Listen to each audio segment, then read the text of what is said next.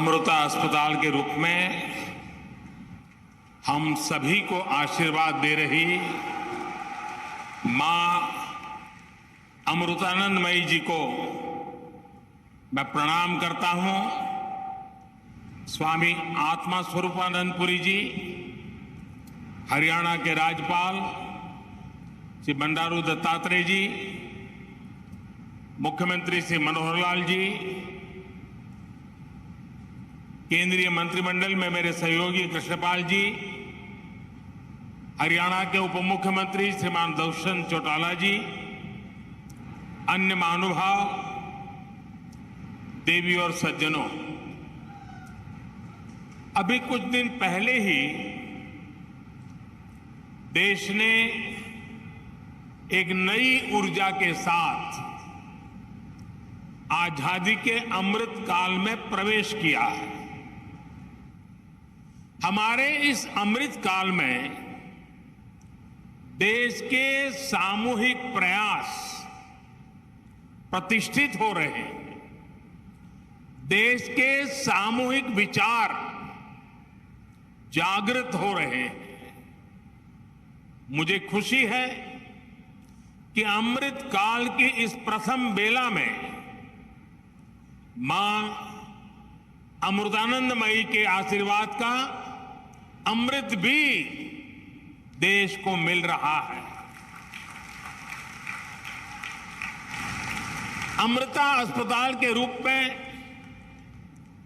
फरीदाबाद में आरोग्य का इतना बड़ा संस्थान प्रतिष्ठित हो रहा है। ये अस्पताल बिल्डिंग के हिसाब से, टेक्नोलॉजी से जितना आधुनिक है, सेवा, संवेदना और आध्यात्मिक चेतना के हिसाब से भी उतना ही अलौकिक है। आधुनिकता और आध्यात्मिकता, इसका ये समागम गरीब और मध्यम वर्ग के परिवारों की सेवा का उनके लिए सुलभ, प्रभावी इलाज का माध्यम बनेगा। मैं इस अभिनव कार्य के लिए, सेवा के इतने बड़े महायज्ञ के लिए पूज्य अम्मा का हृदय से आभार व्यक्त करता हूं। स्नेहंतिल्ले, कारुण्यतिल्ले, सेवनतिल्ले, त्यागतिल्ले, पर्यायमाण अम्मा।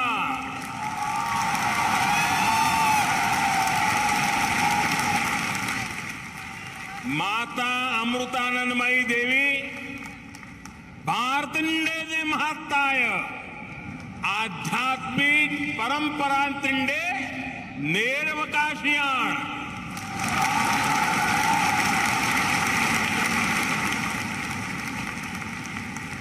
हमारे यहां कहा गया है, अयम निजः परोवेति गणना लघु चेतसाम उदार चरितानाम तु वसुधैव कुटुंबकम। इन महाउपनिषद आशयमण अम्मयुड़े जीविता संदेशम।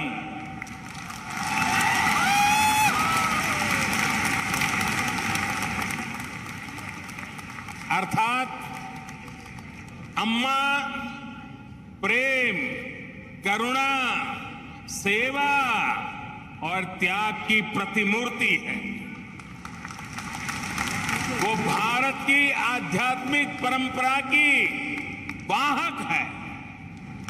अम्मा का जीवन संदेश हमें महाउपनिषदों में मिलता है। मैं मठ से जुड़े संत जनों को,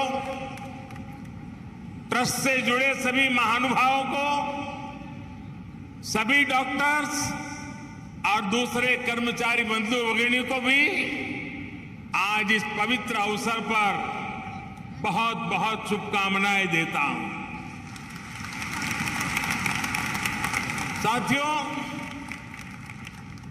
हम बार बार सुनते आए हैं, न त्वम हम कामये राज्यम न च स्वर्ग सुखानि च काम ये दुख तप्ता नाम प्राणी नाम आरती नाशनम। अर्थात न हमें राज्य की कामना है, न स्वर्ग के सुख की इच्छा है। हमारी कामना है कि हमें बस दुखियों की, रोगियों की पीड़ा दूर करने का सौभाग्य मिलता रहे। जिस समाज का विचार ऐसा हो, जिसका संस्कार ऐसा हो, वहां सेवा और चिकित्सा समाज की चेतना ही बन जाती है। इसलिए भारत एक ऐसा राष्ट्र है जहां इलाज एक सेवा है, आरोग्य एक दान है, जहां आरोग्य आध्यात्म दोनों एक दूसरे से जुड़े हुए हैं। हमारे यहां आयुर्विज्ञान एक वेद है। हमने हमारी मेडिकल साइंस को भी आयुर्वेद का नाम दिया है। हमने आयुर्वेद के सबसे महान विद्वानों को, सबसे महान वैज्ञानिकों को ऋषि और महर्षि का दर्जा दिया। उनमें अपनी पारमार्थिक आस्था व्यक्त की। महर्षि चरक, महर्षि सुश्रुत, महर्षि वाग्भट, ऐसे कितने ही उदाहरण हैं जिनका ज्ञान और स्थान आज भारतीय मानस में अमर हो चुका है। भाई और बहनों, भारत ने अपने इस संस्कार और सोच को सदियों की गुलामी और अंधकार में भी कहीं कभी लुप्त नहीं होने दिया, उसे सहज करके रखा। आज देश में हमारी वो आध्यात्मिक सामर्थ्य एक बार फिर सशक्त हो रहा। हमारे आदर्शों की ऊर्जा एक बार फिर बलवती हो रही है। पूज्य अम्मा भारत के इस पुनर्जागरण का एक महत्वपूर्ण वाहक के रूप में देश और दुनिया अनुभव कर रहा है। उनके संकल्प और प्रकल्प सेवा के इतने विशाल अधिष्ठानों के रूप में आज हमारे सामने हैं। समाज जीवन से जुड़े ऐसे जितने भी क्षेत्र हैं, पूज्य अम्मा का वात्सल्य, उनकी करुणा हमें हर जगह दिखाई पड़ती है। उनका मठ आज हजारों बच्चों को स्कॉलरशिप दे रहा है, लाखों महिलाओं को स्वयं सहायता समूहों के जरिए सशक्त कर रहा है। आपने स्वच्छ भारत अभियान में भी देश के लिए अभूतपूर्व योगदान दिया है। स्वच्छ भारत कोष में आपके द्वारा दिए गए बहुमूल्य योगदान के कारण गंगा किनारे बसे उस इलाकों में काफी काम हुआ। इससे नमामि गंगे अभियान को भी काफी मदद मिली। पूज्य अम्मा, उनके प्रति पूरे विश्व का श्रद्धाभाव है। लेकिन मैं एक भाग्यवान व्यक्ति हूं। पिछले कितने ही दशकों से पूज्य अम्मा का स्नेह, पूज्य अम्मा का आशीर्वाद मुझे अविरत मिलता रहा है। मैंने उनके सरल मन और मातृभूमि के प्रति विशाल विजन को महसूस किया है और इसलिए मैं कह सकता हूं कि जिस देश में ऐसी उदार और समर्पित आध्यात्मिक सत्ता हो, उसका उत्कर्ष और उत्थान सुनिश्चित है। साथियों, हमारे धार्मिक और सामाजिक संस्थानों द्वारा शिक्षा, चिकित्सा से जुड़ी जिम्मेदारियों के निर्वहन की यह व्यवस्था एक तरह से पुराने समय का पीपीपी मॉडल ही है। इसे पब्लिक प्राइवेट पार्टनरशिप तो कहते ही है, लेकिन मैं इसे परस्पर प्रयास के तौर पर भी देखता। राज्य अपने स्तर से व्यवस्था खड़ी करते थे, बड़े बड़े विश्वविद्यालयों के निर्माण की में भूमिका निभाते थे, लेकिन साथ ही धार्मिक संस्थान भी इसका एक महत्वपूर्ण केंद्र होते थे। आज देश भी ये कोशिश कर रहा है कि सरकारें पूरी निष्ठा और ईमानदारी से मिशन मोड में देश के स्वास्थ्य और शिक्षा क्षेत्र का कायाकल्प करें। इसके लिए सामाजिक संस्थाओं को भी प्रोत्साहन दिया जा रहा है। प्राइवेट सेक्टर के साथ पार्टनरशिप करके प्रभावी पीपीपी मॉडल तैयार हो रहा है। मैं इस मंच से आह्वान करता हूं, अमृता हॉस्पिटल का यह प्रकल्प देश के दूसरे सभी संस्थाओं के लिए भी एक आदर्श बनेगा, आदर्श बन के उभरेगा। हमारे कई दूसरे धार्मिक संस्थान इस तरह के इंस्टीट्यूट चला भी रहे, कई संकल्पों पर काम कर रहे हैं। हमारे प्राइवेट सेक्टर पीपीपी मॉडल के साथ साथ स्पिरिचुअल प्राइवेट पार्टनरशिप की वो भी आगे बढ़ा सकते हैं। ऐसी संस्थाओं का संसाधन उपलब्ध करवाकर उनकी मदद कर सकते हैं। साथियों, समाज के हर वर्ग, हर संस्था, हर सेक्टर के प्रयास का नतीजा होता है। ये हमने कोरोना के इस काल में भी देखा है। इसमें भी जो स्पिरिचुअल प्राइवेट पार्टनरशिप रही है, आज उसका मैं विशेष रूप से जिक्र करूंगा। आप सभी को ध्यान होगा कि जब भारत ने अपनी वैक्सीन बढ़ाई थी तो कुछ लोगों ने किस तरह का दुष्प्रचार करने की कोशिश की थी। इस दुष्प्रचार की वजह से समाज में कई तरह की अफवाहें फैलने लगी, लेकिन जब समाज के धर्मगुरु, आध्यात्मिक गुरु एक साथ आए, उन्होंने लोगों को अफवाहों पर ध्यान न देने को कहा और उसका तुरंत असर भी हुआ।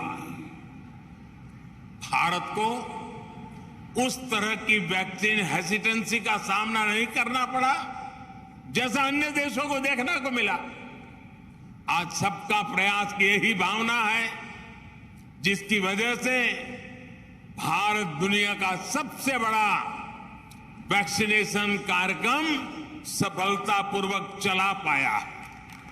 साथियों, इस बार लाल किले से मैंने अमृत काल के पंच प्राणों का एक विजन देश के सामने रखा है। इन पंच प्राणों में से एक है गुलामी की मानसिकता का संपूर्ण त्याग, इसकी इस समय देश में खूब चर्चा भी हो रही है। इस मानसिकता का जब हम त्याग करते हैं तो हमारे कार्यों की दिशा भी बदल जाती है। यही बदलाव आज देश के हेल्थ केयर सिस्टम में भी दिखाई दे रहा है। अब हम अपने पारंपरिक ज्ञान और अनुभवों पर भी भरोसा कर रहे हैं, उनका लाभ विश्व तक पहुंचा रहे हैं। हमारा आयुर्वेद, हमारा योग आज एक विश्वसनीय चिकित्सा पद्धति बन चुका है। भारत के इस प्रस्ताव पर अगले वर्ष पूरा विश्व इंटरनेशनल मिलेट ईयर मनाने जा रहा है। मोटा धान, मेरी अपेक्षा रहेगी कि आप सभी इस अभियान को भी इसी तरह आगे बढ़ाते रहें, अपनी ऊर्जा देते रहें। साथियों, स्वास्थ्य से जुड़ी सेवाओं का दायरा केवल अस्पतालों, दवाओं और इलाज तक ही सीमित नहीं होता है। सेवा से जुड़े ऐसे कई कार्य होते हैं जो स्वस्थ समाज की आधारशिला रखते हैं। उदाहरण के लिए, स्वच्छ और शुद्ध पानी तक सामान्य से सामान्य नागरिक की पहुंच, ये भी ऐसा ही महत्वपूर्ण विषय है। हमारे देश में कितनी ही बीमारियां केवल प्रदूषित पानी से ही पैदा होती रही है। इसलिए देश ने 3 साल पहले जल जीवन मिशन जैसे देशव्यापी अभियान की शुरुआत की थी। इन 3 वर्षों में देश के 7 करोड़ नए ग्रामीण परिवारों को पाइप से पानी पहुंचाया जा चुका है। विशेष रूप से इस अभियान में हरियाणा सरकार ने भी प्रभावी कार्य किया है। मैं उसका भी विशेष रूप से जिक्र करना चाहता हूं। हरियाणा आज देश के उन अग्रणी राज्यों में है जहां घर घर पाइप से पानी की सुविधा से जुड़ चुका है। इसी तरह बेटी बचाओ बेटी पढ़ाओ में भी हरियाणा के लोगों ने बेहतरीन काम किया। फिटनेस और खेल, ये विषय तो हरियाणा की रगों में है, उसके हरियाणा की मिट्टी में है, यहां के संस्कारों में है। और तभी तो यहां के युवा खेल के मैदान में तिरंगे की शान बढ़ा रहे हैं। इसी गति से हमें देश के दूसरे राज्यों में भी कम समय में बड़े परिणाम हासिल कर रहे हैं। हमारे सामाजिक संगठन इसमें बहुत बड़ा योगदान दे सकते हैं। साथियों, सही विकास होता ही वो है जो सब तक पहुंचे, जिससे सबको लाभ हो। गंभीर बीमारी के इलाज को सबके लिए सुलभ कराने की ये भावना अमृता अस्पताल की भी है। मुझे विश्वास है कि सेवा भाव का आपका ये अमृत संकल्प हरियाणा के, दिल्ली एनसीआर के लाखों परिवारों को आयुष्मान बनाएगा। एक बार फिर पूज्य अम्मा के श्री चरणों में प्रणाम करते हुए, आप सबका हृदय से अभिनंदन करते हुए अनेक अनेक शुभकामनाएं। बहुत बहुत धन्यवाद।